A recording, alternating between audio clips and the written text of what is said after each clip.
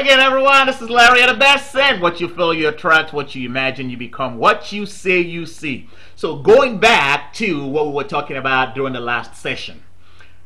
Your eyes, your ears, your mouth, your nose, your hands, your feet are what I call destiny triggers, because nothing ever happens in our lives unless and until one of these triggers become activated.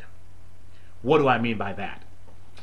Do you know that everything that you and I experience in our lives, we experience as a feeling? However, there is no such thing as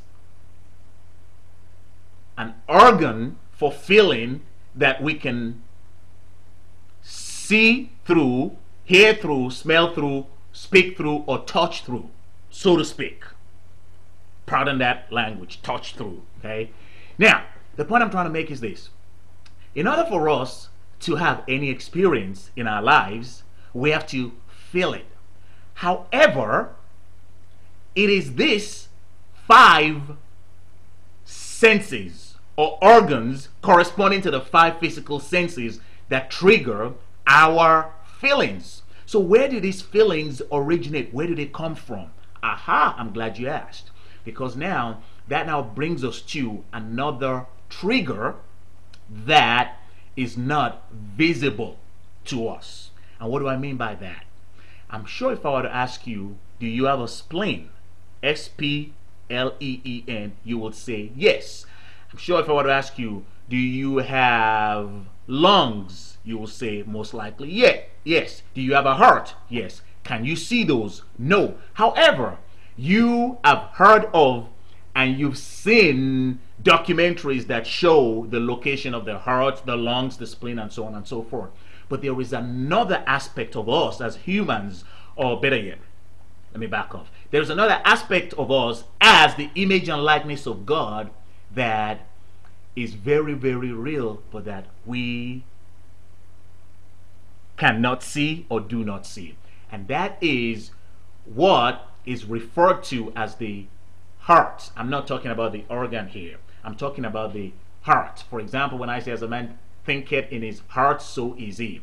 Or when you hear people talk about, do not be conformed any longer to the patterns of this world, but be transformed by the renewing of your mind. Well, where is the mind? Where is the heart? You and I cannot see those. From my own interpretation, I think the mind and the heart belong to another realm, what I will call the 6th sense and above. So this is how you and I experience what we experience in our lives. Something happens. We either see something, we hear something, we touch something, we say something, or we smell something. And it triggers a feeling.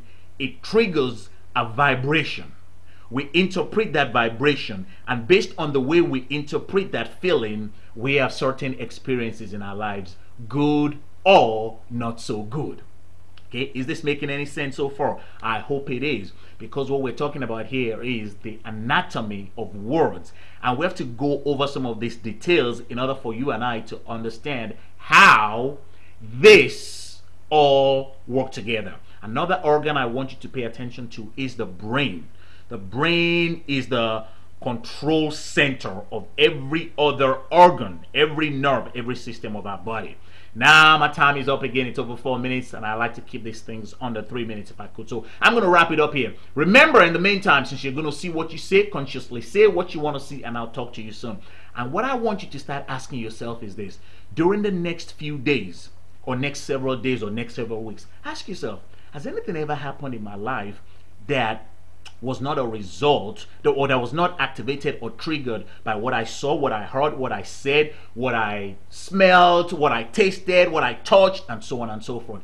Now, when you start asking yourself those questions, and you realize that really nothing actually has happened to me without one of these triggers being activated, you will be on your way to solving some of the mysteries of life. And when we get further into this curriculum, you will be well prepared. So I'm going to wrap it up here again. Ciao. Talk to you soon.